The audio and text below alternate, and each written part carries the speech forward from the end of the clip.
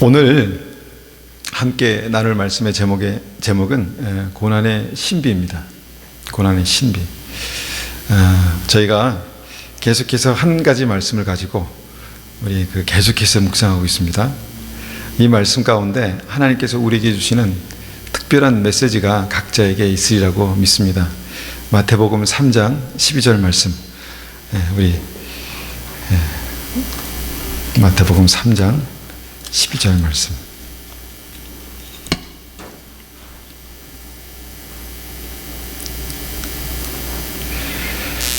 제가 쉬운 성경으로 받들겠습니다. 그분은 손에 키를 들고 타작마당을 깨끗이 하여 알곡은 곳간에 두시고 쭉정이는 꺼지지 않는 불에 태우실 것이다. 제가 앞에 있는 그 개정기억 말씀으로 제가 한번 말씀을 띄워 주셨죠. 손에 키를 들고 자기의 타작마당을 정하게 하사 알곡은 모아 곳간에 들이고 쭉정이는 꺼지지 않는 불에 태우시리라. 이게 여러 가지 굉장히 중요한 의미가 있습니다. 우리 삶 속에. 먼저는 하나님께서 어떤 우리의 삶 속에 이런 일을 하시겠다라는 의지를 보이신 말씀이기 때문에 우리가 이것을 잘 주목하고, 우리의 삶 속에 이런 일들이 나타나면 어떤 반응을 내가 보이겠구나, 아니면 어떻게 우리의 삶이 변화가 되겠구나라는 것을 생각해 보시라는 겁니다.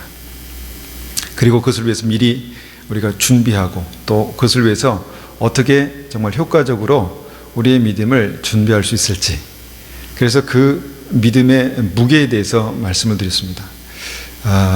뭔가 주님께서 흔드실 때, 우리의 삶을 흔드실 때, 우리의 인생을 흔드실 때, 또 그 위에 그 세상에 바람이 불 때 정말 우리가 바람이 부는 대로 날아가지 않기 위해서는 믿음의 무게가 있어야 된다. 그렇게 바람을 이길 수 있는 믿음의 무게가 있어야 된다. 이렇게 말씀드렸죠. 그 믿음의 무게는 주님과의 친밀함이다 말씀드렸습니다. 주님과의 친밀함이 어느 정도의 무게가 되지 않으면 우리의 삶은 지금은 아무 일도 없지만 바람이 불면 날아가게 되어 있습니다. 우리의 친밀함이 계속해서 준비가 되지 않으면, 뭔가 어떤 일정한 수준까지 성숙한 어떤 친밀함이 있지 않으면, 뭔가 조금만 문제가 있어도 우리는 평상시엔 잘 지내다가 우리가 어떤 한계를 넘을 수 없는 그런 관계가 있잖아요. 날 서운하게 한다든가 오해가 생길 수 있는데, 그런 일들이 있을 때 우리는 그냥 쉽게 사람을 버리거나 떠나버리죠. 그 친밀함이 부족한 겁니다. 근데 그 친밀함이 있을 때는 우리가 웬만해서는 그렇게 쉽게 그런 결정을 내리지 않습니다. 그리고 그것이 가정이고 또 부모 자식 간의 관계면 더 그렇죠. 요새 뉴스에서 가끔 이렇게 올라오는 내용 중에 그 시리아의 어떤 그 내전에 관한 내용을 보게 됩니다. 시리아 내전. 얼마나 그 가슴 아픈 어떤 그 모습. 우리는 평안한 가운데 살고 있지만 지구 어떤 편에서는, 반대편에서는 전쟁 속에서 굉장히 힘든 삶을 살고 있다는 것입니다. 시리아 내전에 대해서 제가 간략하게 한번 이렇게 리서치를 해보니까 이 시리아 내전은요, 2011년 3월 15일에 그 바샤르 아라샤드 이 정권에 대항하는 어떤 그 전 국민의 어떤 시위로 이게 시작됐다는 것입니다. 처음에 어떤 그 청년들이 우리나라가 이래서는 안 된다라는 어떤 그런 마음을 가지고 담벼락에다가 이렇게 썼답니다. 국민은 정권의 전복을 원한다. 국민은 정권의 전복을 원한다라고 그렇게 낙서를 했는데, 정부가 그 낙서를 한 청년들을 다 찾아가지고 잡아서 그 감옥에 가뒀습니다. 그러니까 이 부모들이 우리 아이들을 좀 꺼내달라고, 또 살려달라고 그렇게 막 하기 시작하면서 시민들이 거기에 합세하고, 그래서 이게 시위로 막 그렇게 일어나게 된 것이죠. 그리고 이것이 내전으로 됐다는 것입니다. 전쟁이 됐다는 것입니다. 그 시리아 내에는 지금 현재 많은 도시가 완전히 이렇게 폐허가 되고, 또 멀쩡하게 서 있는 건물은 거의 없다고 해요. 거의 없고 대부분이 아주 심하게 망가졌고 벽마다 총알 자국, 파편 자국이 가득하고 막 쓰레기 더미며 뭔가 썩은 것이며 막 그런 것들이 도시를 가득 채워서 이 완전히 그 텅텅 비고 또 완전히 망가진 어떤 그 유령의 도시가 되었다라는 것입니다. 4년 동안 이런 내전이 계속되면서 시리아는 전 국민의 그 80%가 극빈층으로 그렇게 전락하고 말았다는 것입니다. 먹는 게 없어가지고, 먹는 게 없어서 또 잘 곳이 없어서 막 떠돌아다니는 어떤 그런 극빈층으로 전락했다는 것입니다.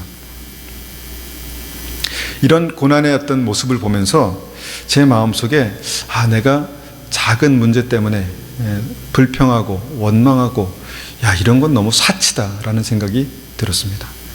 내 삶 속에 하나님 주시는 은혜가 너무도 많다는 것입니다. 이것을 계속 묵상하면서 저는 그런 생각을 하게 됩니다. 이 전쟁이라는 고난이 평화롭게 살던 그 시리아 그 시민들을 난민으로 만들었다는 것입니다. 시민을 난민으로 만드는 이 고난이 나타났다는 것이죠. 국경에서는 그런 모습의 사진도 있더라고요. 이제 처음에는 이제 난민으로 이제 그 옆에 있는 나라들이 이제 받아줬는데 너무도 많으니까 감당할 수 없는 겁니다. 그러니까 국경을 폐쇄해 버렸어요.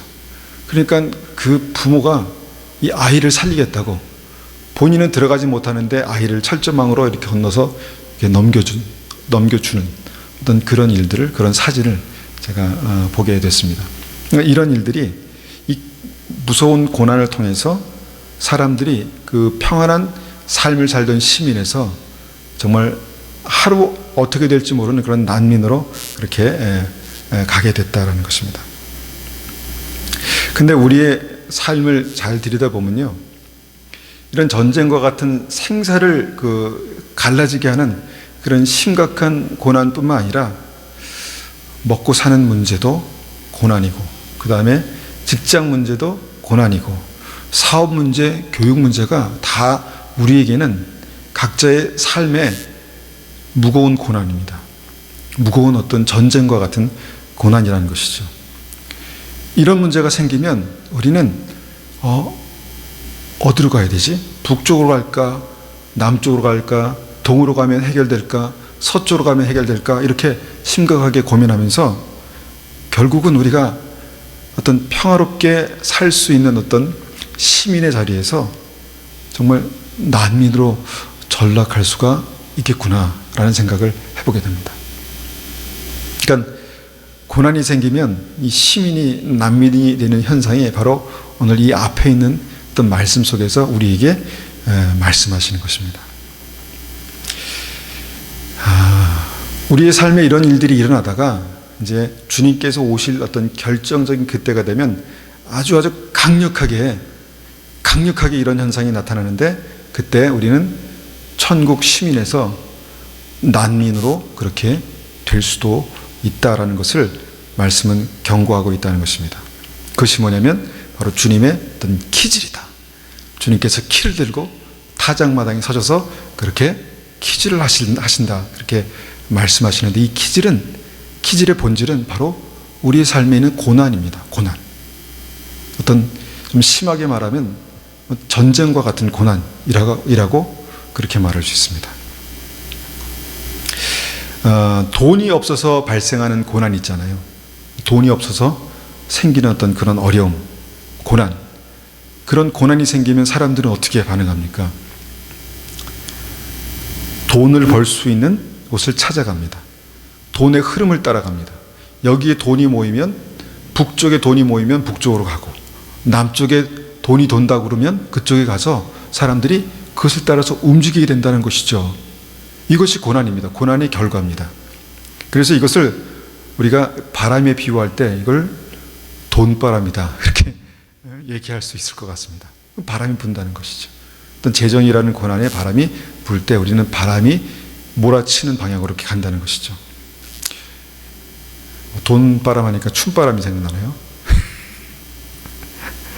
삶의 고통을 회피하려고 사람들이 쾌락을 쫓아가다 보니까 춤바람이 날 수도 있죠. 그죠? 근데 그렇게 하나님의 시민의 자리에서 난민으로 그렇게 옮겨진다는 것입니다. 관계가 어려워지면 사람들은 정말 그 지긋지긋한 사람의 그 얼굴을 피하기 위해서 옮겨가잖아요. 그죠? 바람입니다. 고난입니다. 정말 내가 싫은 사람과 같이 가까이서 있다는 게 얼마나 힘듭니까? 미운 사람과 가까이 있다는 게 바람이죠. 그러면 그 바람을 우리가 맞으면 움직이고 싶어 한다는 것이죠. 그러면 자칫하면 시민에서 난민으로 그렇게 될 수가 있습니다. 이 고난이 우리의 삶 가운데 반드시 있다는 것을 주님께서는 성경 여러 곳에서 말씀합니다. 우리가 다 이따가 한번 좀 쭉 찾아보겠지만 고난이 우리의 삶 속에 분명히 있다. 이것은 피할 수 없는 일이다. 그리고 마지막 때는 주님께서 이것을 통해서 결국은 우리 진짜 믿음을 가르칠 것이다. 그렇게 말씀하고 계시다는 것입니다. 그렇게 우리가 생각할 때 이 고난은요, 시험인 동시에 기회입니다. 그렇죠. 계속해서 우리가 얘기하는 것이 고난은 시험인 동시에 기회라는 것입니다. 고난은요, 축복인 동시에 또한 저주가 될 수 있습니다. 축복인 동시에 저주가 될 수 있다는 것이죠. 오늘 말씀은 이 고난이 어떤 사람에게는 구원을 위해 주님의 집에 모여지는 축복으로 역사하고, 어떤 사람에게는 이 고난의 바람이 하나님의 심판을 위한 그 자리에 모아지게 되는 그런 역사다. 그렇게 설명하고 있습니다. 굉장히 심각한 것이죠. 굉장히 어떤 사람에게는 축복이 되고 어떤 사람에게 심각한 저주가 될 수 있는 이것이 고난이다라는 것입니다. 사울 왕에게 전쟁이란 고난이 생겼습니다. 전쟁이란 고난이 생겼는데 그 전쟁이란 고난 때문에 사울 왕은 하나님으로부터 마음이 점점 더 멀리 떠나가 버립니다.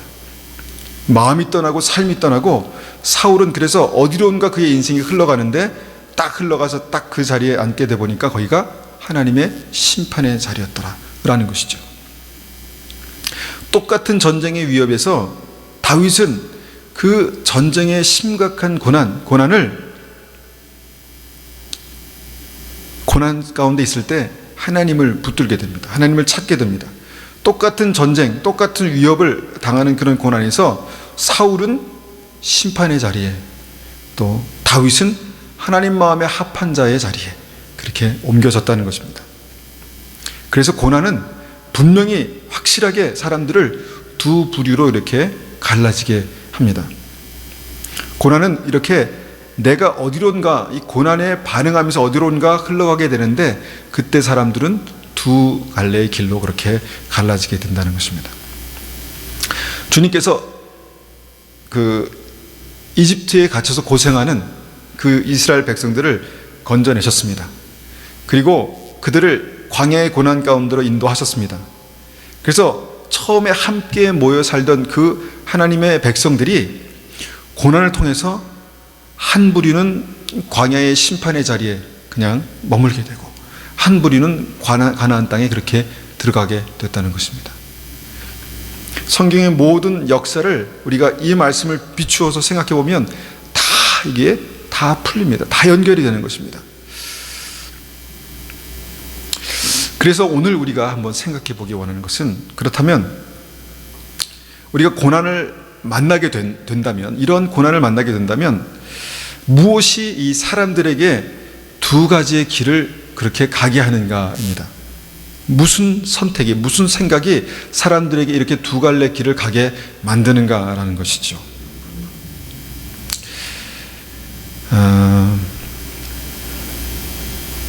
어떤 것이 우리를 달라지게 할까요? 우리 인생을 다른 길을 가게 할까요?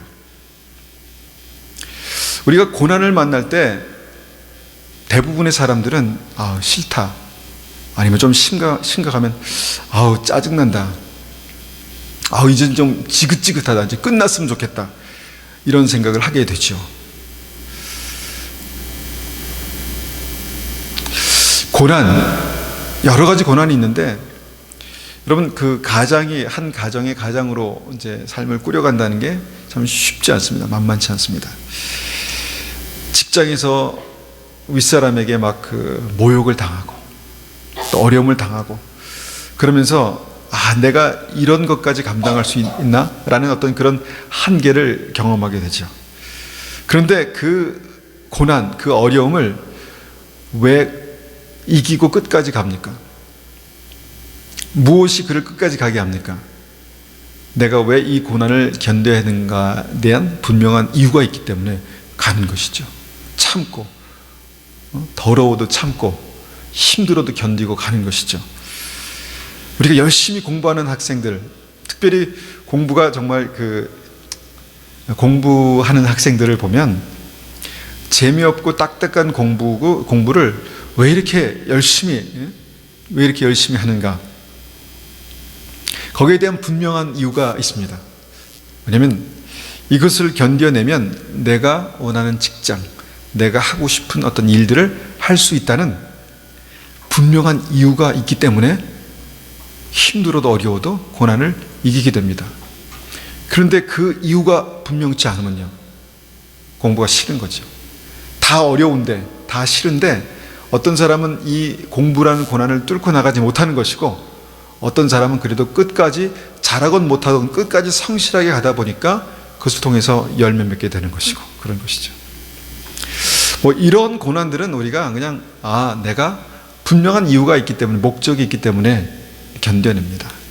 그런데 우리의 삶 속에 나타나는 대부분의 고난은 내가 선택해서, 내가 어떤 이유 때문에 그 고난을 당하는 게 아니라 갑작스럽게 기대하지 않은 곳에서 문제가 생기고 또 어려움이 발생하고, 그래서 고난을 당한다는 것입니다.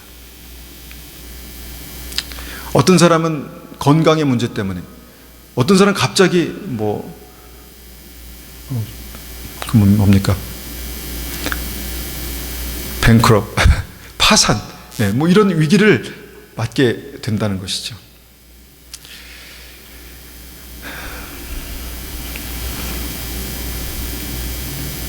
그런데 우리가 오늘 분명하게 살펴볼 것은 그 고난에 하나님의 분명하신 목적이 있다는 것입니다. 그 이해되지 않는 고난이, 정말 내가 느끼기에는 정말 이건 진짜 생고생이다, 이거는 완전히 정말 생고생이다 라고 말할 수 있는 그 고난에 분명한 하나님의 이유가 있다는 것입니다. 이스라엘 백성들이 이 고난을 만날 때마다 히브리서 3장과 4장은 그들이 복음을 들었지만 믿음으로 화합지 못했다, 즉 믿음으로 복음을 붙들지 못했다, 그렇게 말합니다. 그런데 그들이 고난을 만날 때마다 어떻게 말했냐면 이유를 알 수 없었습니다. 왜 하나님은 우리를 사랑하신다고 말하면서, 왜 하나님은 우리를 가나안 땅으로 인도하시기 원하신다고 말씀하시면서 왜 이 광야에 우리를 계속 붙들어 두시는가라는 것이었습니다.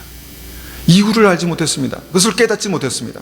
그리고 계속해서 불평하고 원망하는 어떤 과정 속에서 그들은 거기에 그냥 붙들려 있었습니다. 그런데 거기에 우리 성경을 보는 우리에게는 거기에 분명한 하나님의 목적이 무엇인지에 대해서 우리가 알 수 있다라는 것입니다. 고난에는 분명한 목적이 있습니다. 여러분, 갑작스럽게 찾아오는 건강의 어려움, 문제, 위기, 여기에 어떤 하나님의 목적이 있을까요? 여러분, 직장의 문제가 갑작스럽게 나의 삶 속에 이렇게 실직이라든가 아니면 풀리지 않는 어떤 그런 문제가 생겼다면 왜 그럴까요? 하나님의 분명한 목적이 뭘까요? 이해되지 않은 삶의 문제들, 이 고난 가운데 정말 하나님께서 우리에게 가지고 계신 분명한 뜻, 분명한 계획, 이것을 우리가 알아간다면 이 고난을 통해서 우리는 사망이 아니라 고난을 통해서 생명으로 가게 된다는 것입니다.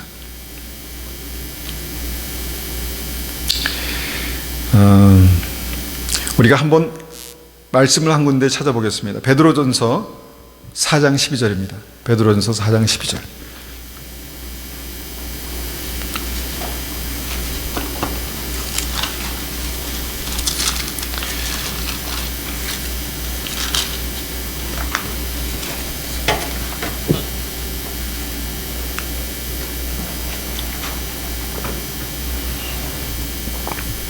베드로전서 4장 12절 제가 받들어 읽겠습니다. 사랑하는 여러분, 고난을 받는 중에 당황스러워하거나 놀라지 마십시오. 그것은 여러분의 믿음을 시험하는 것입니다. 그러므로 여러분에게 이상한 일이 일어나고 있다고 생각하지 말고 그리스도의 고난에 참여하게 됨을 기뻐하시기 바랍니다. 그리스도께서 영광 중에 다시 오실 그날에 여러분은 기뻐하고 즐거워할 것입니다. 개정 기억으로 제가 한번 읽어보겠습니다. 사랑하는 자들아, 너희를 연단하려고 오는 불시험을 이상한 일 당하는 것 같이 이상히 여기지 말고 오히려 너희가 그리스도의 고난에 참여하는 것으로 즐거워하라. 이는 그의 영광을 나타내실 때에 너희로 즐거워하고 기뻐하게 하려 함이라. 믿음의 사람들에게 왜 내가 이런 고난을 겪어야 되나? 내가 왜 이런 고난을 당해야 되나? 라는 그런 고난이 생긴다라고 성경은 말씀하십니다. 그때 당황스러워하거나 놀라지 말라고 말씀하시는 것입니다. 그러니까 당황스러워하고 놀랄 수밖에 없는 그런 고난들이 믿음의 사람들에게 생기고 하나님께서 그것을 허락하신다는 것이죠. 여러분들에게는 어떤 정말 여러분을 당황스럽게 하는 고난들이 있습니까? 그런 것들이 생긴다는 것이죠. 그런데 주님께서는 그것은 하나님의 특별한 철저한 계획 가운데 있는 것이기 때문에 당황스러워하거나 놀라지 말라라고 이렇게 말씀하고 있습니다. 왜냐하면 이것은 주님께서 그 믿음을 시험하시는 것이다 라고 그렇게 말씀하고 계신 것이죠. 그런데 이 말씀 보면 하나님께서 그 고난에 대해서 아주 정확하게 정의한 그 말씀들이 두 가지가 있습니다. 이 말씀들이 우리가 우리의 삶 속에 이 말씀들을 붙들면 고난을 통해서 어떤 사람은 쭉정이로 심판의 자리에 이르게 되고 고난을 통해서 어떤 사람은 알곡으로 생명의 자리에 이르게 되는데 우리 모두 다 이곳으로 생명으로 가게 될 것을 확신합니다. 이 이유를 알 수 없는 고난, 왜 내가 이런 일을 당해야 되는지, 내가 왜 이런 일을 겪어야 되는지 모르는 어떤 그런 고난에 대해서 성경은 뭐라고 말씀하시냐면 그것은 그리스도의 고난에 참여하는 것이다. 그렇게 말씀하십니다. 그리스도의 고난에 참여하는 것이다. 누구의 잘못 때문에 아니면 나의 실수 때문에 그게 아니라 예수님께서 예수님의 고난에 참여하게 하시려고 우리를 부르셨다 그렇게 말씀하는 것이죠. 이 그리스도의 고난에 참여한다라고 하는 이 말이 어떤 분에게는 그랬구나, 그렇게 귀한 것이었구나 그렇게 생각되는 분들도 있겠고 어떤 사람은 그리스도의 고난? 도대체 그게 뭔데? 라고 그렇게 말씀하시고 생각하시는 분도 있을 줄 압니다. 자, 그러면 이 그리스도의 고난이라는 게 뭔가 우리가 한번 생각해 봅니다. 그리스도의 고난, 내 고난이 예수님께서 당하신 그 고난과 같은, 또 예수님께서 우리에게 참여시키기 원하시는 그 고난이다라고 우리가 생각할 때 그 그리스도의 고난이라고 말씀하는 그 그리스도의 고난이 뭘까? 이 그리스도의 고난을 우리가 이전에 우리가 나누었던 한마디로 우리 다시 한번 요약하면 바로 예수 그리스도의 십자가입니다. 예수 그리스도의 십자가. 그리고 이 십자가의 본질은 뭐냐면 생명을 살리기 위해서 예수님께서 십자가의 고난을 당하셨다는 것입니다. 그리스도의 고난이라는 것은 뭐냐면 내가 고난받을 때, 내가 이유 없이, 내가 갑작스럽게, 내가 이해할 수 없는 그런 상황에서 고난당할 때 그 고난을 통해서 사랑하는 사람들을 살리게 된다는 것입니다. 어떻게 이게 연결될까 잘 이해가 되지 않으시겠지만 십자가의 고난을 생각하면 예수님께서 십자가의 고난을 당하심으로 우리에게 생명을 주셨고 영생을 주신 것처럼 내가 그리스도의 고난에 참여하는, 내가 그리스도 안에서 당하는 이 고난들은 사람을 살리는, 사람에게 영생을 주고 사람을 온전케 하고 사람을 주님께로 인도하는 그런 영생을 주는, 사람을 살리는 그런 고난이다라는 것입니다. 내가 이 고난을 견디고 주님의 뜻대로 내가 이 고난을 견디면 주 예수를 믿으라. 그리하면 너와 내 집이 구원을 얻으리라. 내가 믿음으로 고난을 견디면 나의 가정, 나의 사랑하는 사람들이 구원을 얻겠다는 그런 말씀이라는 것입니다. 이것이 바로 그리스도의 고난입니다. 우리의 고난에는 그만한 가치가 있다라고 그렇게 성경은 말씀하는 것이죠. 성경에서 그러면 이 고난이 사람을 살린 경우가 뭔가 우리가 생각해 볼 때 우리가 또 요셉을 생각해 볼 수 있습니다. 요셉의 경우 이 고난은 정말 이해가 되지 않는 그런 고난이었습니다. 정말 평화롭게 잘 사랑받고 사는 이 요셉이란 그 청년에게 버려지고 죽음의 공포를 당하고 그 다음에 노예가 되는 이런 고난들이, 갑작스러운 고난들이 그에게 나타났다는 것입니다. 정말 불평하고 원망할 수밖에 없는 그런 일들이 생겼다는 것이죠. 노예로 팔려진 것뿐만 아니라 모함을 당하고 더 밑으로, 더 바닥으로 감옥에 갇히는 그런 일들이 있었다는 것이죠. 엄청난 고난이죠. 고난입니다. 그런데 그 고난을 통과하고 나서 하나님께서 이 요셉을 통해서 이스라엘 국가와 이집트 국가의 수많은 사람들을 살려내는 그런 일들을 하셨다는 것입니다. 이 고난을 믿음으로 통과할 때 주님께서 그와 함께 계신다고 그렇게 성경은 분명히 그렇게 말씀하고 계셨다는 것입니다. 그리고 결과적으로 그는 고난을 통해서 생명을 살려내는 그런 하나님의 사람이 되었습니다. 우리가 이런 관점에서 믿음의 사람들 보면 그들의 고난은 다 이런 의미로 그의 삶 속에서 열매로 나타나게 됩니다. 아브라함의 고난은 왜 잘 살고 있는 그 땅에서 주님께서 본토 친척 아비집 평안한 안정감을 버리고 떠나라 라고 말씀하셨습니까? 그래서 순종하며 떠났죠. 생고생하는 것입니다. 그냥 사서 고생하는 것입니다. 안 가도 되는데. 근데 그가 그 고난을 통해서 믿음의 아비, 열국의 아비가 되었다라고 그렇게 말씀합니다. 이 말씀 뭐냐면 그 아비가 의미하는 바는 수많은 생명들을 낳는다는 것입니다. 수많은 생명들을 살린다는 것입니다. 수많은 생명들을 책임진다는 것이죠. 하나님께서 아브라함의 고난을 통해서 아브라함을 수많은 사람들의 생명을 살리는 사람으로 세우셨다는 것입니다. 하나님께서 기름 부으셔 세우신 다윗도 고난으로 그 기름 부으심의 삶을 시작했잖아요. 목숨의 위협을 당하고 도망가고 버려지고 막 방황하고 정말 말할 수 없는, 견딜 수 없는 그런 고난이 그의 삶 가운데 있었습니다. 그리고 그 고난은 그가 한 나라를, 한 민족을 책임질 수 있는 하나님의 사람으로 그렇게 서게 했다는 것입니다.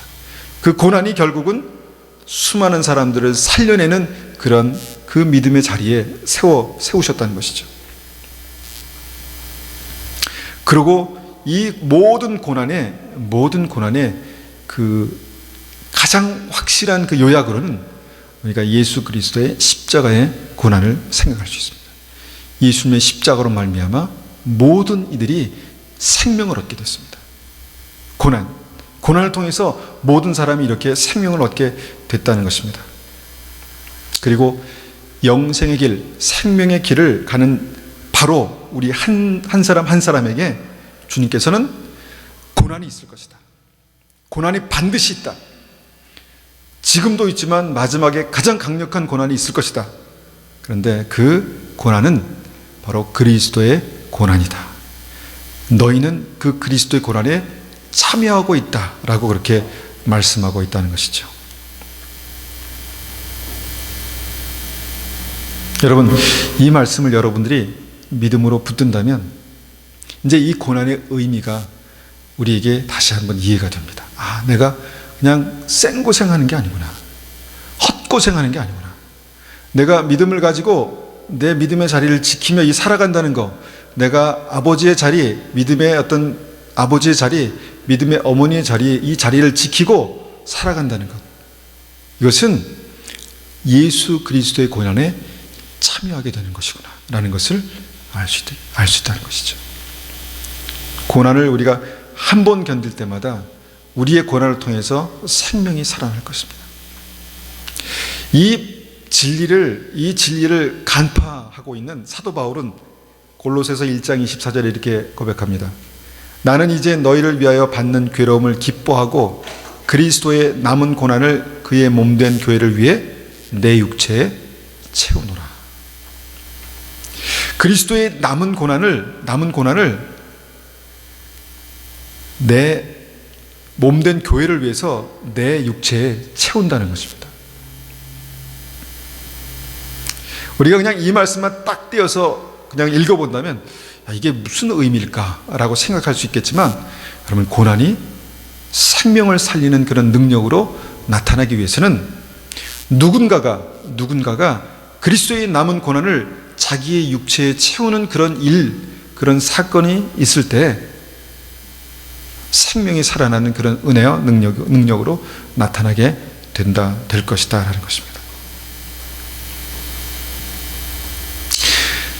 주님께서는 지금도 이 땅에서 그 믿음으로 살아가는 사랑하는 사람들에게 내가 너희를 위해서 특별한 목적으로 남겨둔 그리스도의 남은 고난이 있다라고 주님께서 그렇게 말씀하시는 것이죠. 그리고 바울은 그 고난을 내 육체에 채운다고 말했는데, 우리는 이런 고난이 있습니까? 내가 그리스도의 고난에 참여하고 그리스도의 남은 고난이 내 육체에 채워져야 하는 어떤 그런 고난이 우리에게는 어떤 것입니까? 우리는 고난을 만날 때마다 언제 이것이 끝나나? 언제 내가 이것을 좀 피할 수 있을까? 언제 좀 상황이 바뀔 수 있을까? 우리 거기에만 집중하니까 싫은 겁니다. 불평스럽고 원망스럽고 짜증나고 그런 것이죠. 여러분, 이스라엘 백성들과 우리가 다르지 않습니다. 저는 성경을 읽을 때마다 이스라엘 백성들이 처음에는 이렇게 모르고 깨닫지 못할 수가 있을까 생각했는데, 살다 보니까 제 삶이 똑같더라고요. 제 삶이 늘 이스라엘 백성처럼 조금만 좋으면 헤헤 웃지만 조금만 안 좋아지면 불평하고 원망하고 불편하고 왜 하나님 그러십니까? 라고 하면서 당장 이 고난을 좀 피하고 싶은 그런 마음이 든다는 것이죠. 그런데 우리는 이 말씀을 통해서 우리가 한 가지 더 생각하기 원하는 것은, 고난은 하나님의 신비라는 것입니다. 고난을 통해서 하나님께서 우리 가정을 살리시고, 고난을 통해서 하나님께서 우리의 사명을 감당케 하시고, 우리 사랑하는 사람들을 살리게 원하시는 하나님의 특별한 은혜가 있는 것이 이것이라는 것입니다. 그래서 바울은 그리스도의 남은 고난을 내 육체에 채운다라고 그렇게 말씀하고 계시다는 것이죠. 여러분, 이 고난이 내 삶 속에 채워질 때, 여러분, 주님과의 친밀함이 어떻게 생긴다고 말씀드렸습니까? 주님과의 친밀함이 고난을 통해서 생긴다 그랬죠. 그리스도의 남은 고난이 내 삶의 육체에 채워질 때 그 사람의 삶 속에는 주님과의 친밀함이 생깁니다. 요셉이 그 고난을 통해서 어떻게 됐습니까? 하나님께서 그와 함께 하셨다, 성경 말씀합니다. 그리스도의 남은 고난이 요셉의 삶 속에 채워질 때 하나님께서 그와 함께 하셨고 그는 형통한 자가 됐다, 그렇게 성경은 말씀하고 있다는 것입니다. 그리스도의 고난이 채워질 때 친밀함이 생기고, 그것이 바로 정말 이 어려운 어떤 바람이 불 때, 주님의 타작마당에서 정말 마지막 고난이 시작될 때 그것에 날아가 버리지 않고 내가 그것을 지킬 수 있는, 내 믿음을 지킬 수 있는 그 믿음의 무게가 된다는 것이죠. 그래서 우리가 이 고난이 굉장히 중요한 것입니다. 우리가 이것을 이해한다고 해도 막상 우리가 고난을 당하면 그 고난이 뭐가 그렇게 즐겁겠습니까? 고난이 즐거운 분 한번 손 들어 보십시오. 제가 그분을 위해서 특별히 기도하겠습니다. 한 사람도 없을 거예요. 저도 즐겁지 않습니다. 고난이 즐겁지 않습니다. 그러나 이 고난이 그냥 내가 문제가 있어서 잘못돼서 그냥 내가 어쩔 수 없이 당하는 고난이 아니라 영광스러운 그리스도의 고난에 참여해서 한 사람 한 사람을 살려낼 수 있는 능력으로 나타날 것이라면, 이 고난에 그런 의미가 있다면 우리는 이 고난을 믿음으로 붙들 수 있습니다. 믿음으로 붙들 수 있습니다. 이것이 고난의 첫 번째 유익입니다. 고난의 축복입니다. 두 번째는 오늘 말씀에서 이 고난은요, 고난 한 개당 천국에서 엄청난 그런 그 영광으로 교환된다는 것입니다. 고난 한 개당 천국에서 엄청난 환율로 그렇게 바뀐다는 것이죠. 우리가 밭에 감추인 보화가 바로 그런 내용입니다. 어느 농부가 밭을 일구다가 밭에 감추어진 큰 금괴를 발견합니다. 정말 주인을 알 수 없는, 오래전부터 묻혀있는 금괴를 툭 하다 보니까 찾았다는 것이죠. 그래서 어떻게 했냐면 내가 가진 것을 다 팔아서 그 밭을 샀다는 것입니다. 밭을 얻기 위해서? 아닙니다. 그 보화를 얻기 위해서. 자기 가진 것을 판다는 것이 바로 고난이죠. 네. 내가 이렇게까지 대가 지불을 하면서 내가 살 필요가 있는가? 내가 이렇게까지 나를 낮추고 나를 죽이고 살 필요가 있는가? 살 필요가 어떤 사람이 없고 어떤 사람이 있는 것이죠. 내가 이렇게 비싼 돈을 주고 이 밭을 살 필요가 있는가? 밭을 사는 게 아니라 그 안에 있는 감추인 보화를 사는 것입니다. 자기의 모든 것을 파는 것이 고난이죠. 고난입니다. 누가복음 19장에는 문화의 비유에 대해서 나오지요. 문화를 남긴, 10문화를 남긴 종에게 10개의 그 도시를 주라고, 시티를 주라고 황당한 말씀하십니다. 이게 그냥 주님께서 우리를 격려하기 위한 격려하기 위한 비유일까? 단순한 비유일까? 그러니까 주님께서는 이 비유를 이렇게밖에 쓰실 수밖에 없는 어떤 그런 엄청난 어떤 그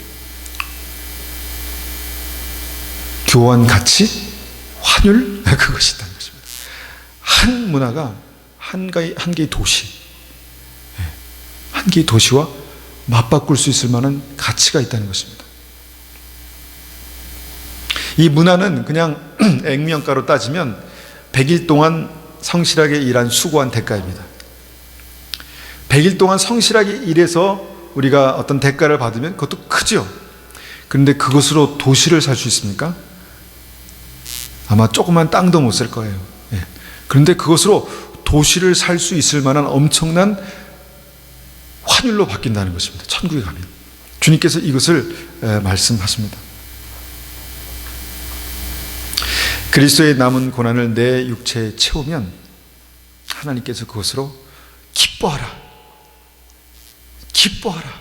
기대해라, 내가 너에게 줄 것이 있다. 그리고 밭에 감추인 보화를 봐라. 또 한 문화의 이 이야기를 봐라. 내가 너에게 그 고난의 대가로 너에게 줄 것이 있다. 그렇게 말씀하고 있다는 것입니다. 로마서 8장 18절에 생각하건대 현재의 고난은 장차 우리가 나타날 영광과 비교할 수 없도다. 그렇게 말씀합니다.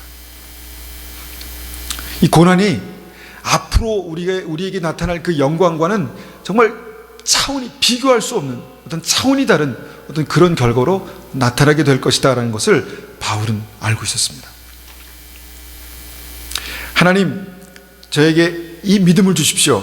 그래서 이 고난을 볼 때마다 내가 그리스도의 고난에 참여하고 있구나, 약속이 있는 하나님의 말씀에 참여하고 있구나, 내가 앞으로 이 고난을 통해서 나의 삶 속에 나타내실 주님의 영광은 엄청나게 큰 것이구나 라는 그런 분명한 확신을 주십시오 라고 기도하십시오.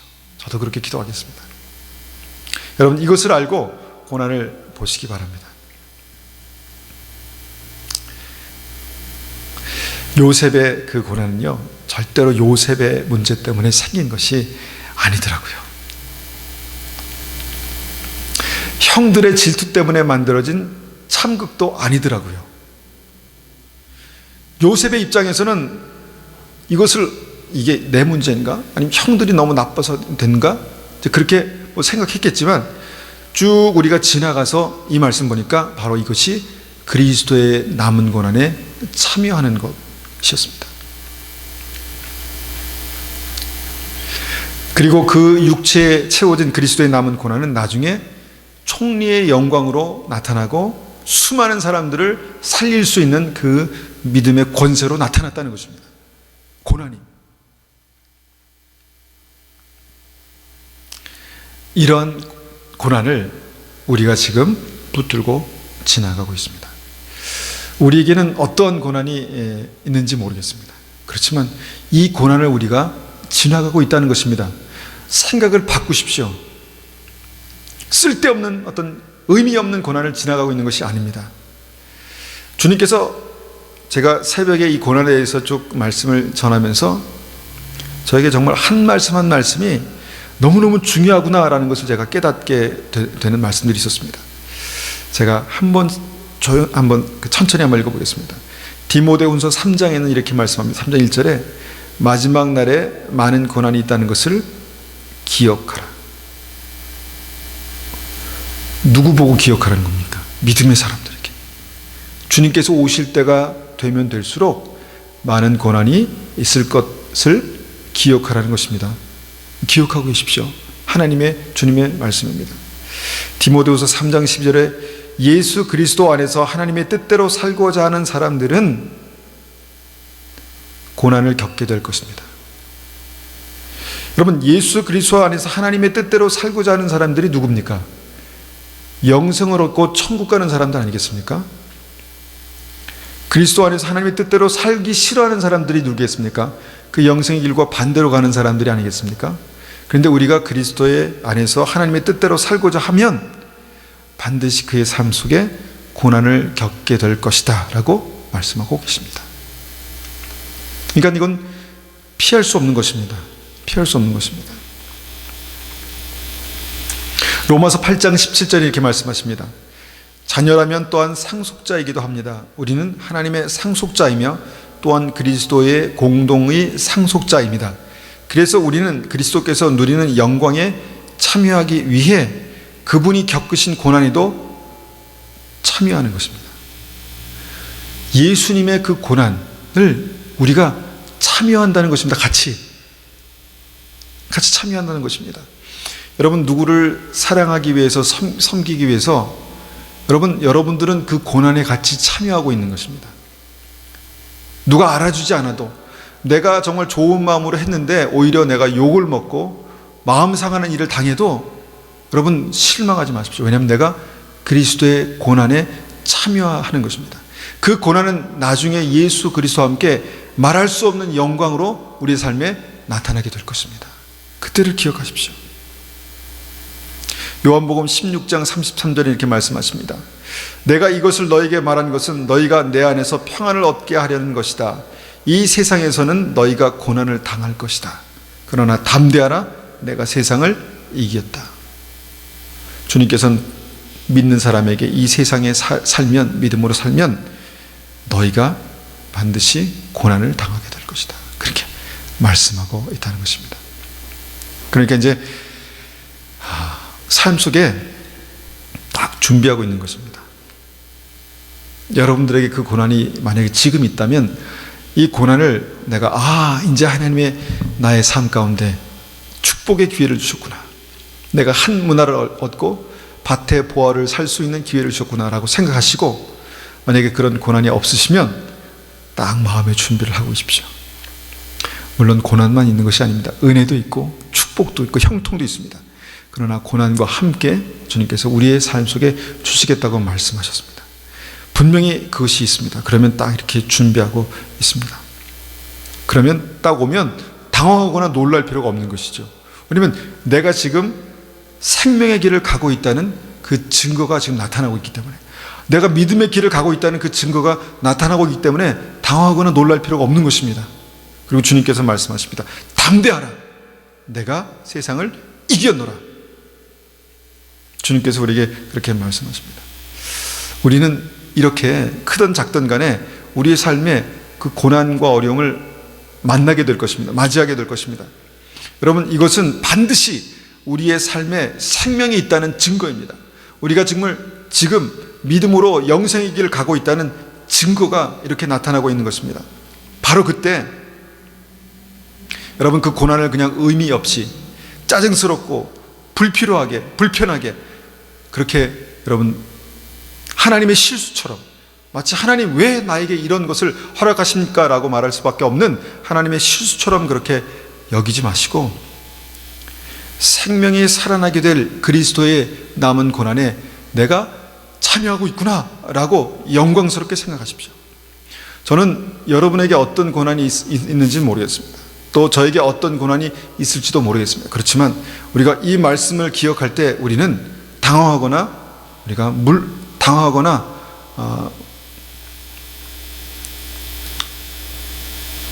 염려하지 않을 것입니다. 왜냐하면 우리는 그리스도의 남은 고난에 참여하고 있는 진짜 믿음을 가지고 있기 때문입니다. 우리가 이 시간에 같이 한번 기도하겠습니다. 주님, 이 시간에 우리가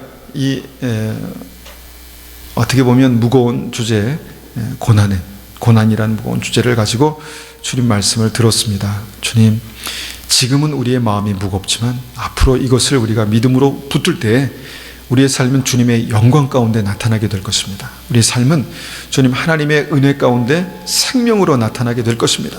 우리의 삶은 이 고난으로 말미암아 수많은 영혼들을 살려내는 그런 하나님의 능력으로 나타나게 될 것입니다. 우리에게 그런 은혜가 있게 도와주십시오. 그렇게 한번 같이 기도하겠습니다. 함께 기도하겠습니다. 아버지 하나님, 감사합니다. 이 시간에 우리가 다시 한번 그리스도의 남은 고난에 참여한다는 이 말씀을 우리가 한번 보았습니다.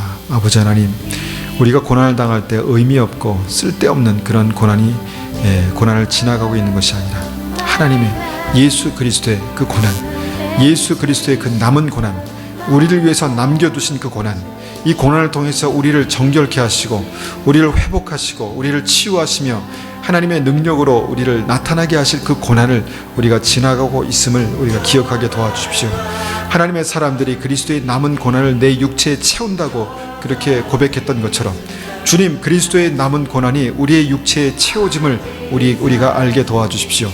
하나님, 우리가 그런 일들을 만날 때, 그런 고난을 만날 때 주님, 당황스러워하거나 놀라지 않게 주님 붙들어 주십시오. 하나님, 그래서 우리가 생명의 길을 가고 있다는 것을 깨닫고 알 수 있도록 도와주십시오. 우리가 영생의 길을 가고 있다는 것을 알 수 있도록 주님 도와주십시오. 주님, 그리스도의 고난에 참여하게 됨을 기뻐하라 그렇게 말씀하셨습니다. 그리스도께서 영광 중에 나타나실 때에 다시 오실 때 우리는 기뻐하고 즐거울 것이다 라고 말씀하셨습니다. 주님, 그 이유가 무엇인지 우리가 늘 잊지 않고 우리의 마음에 새길 수 있도록 주님 도와주시옵소서.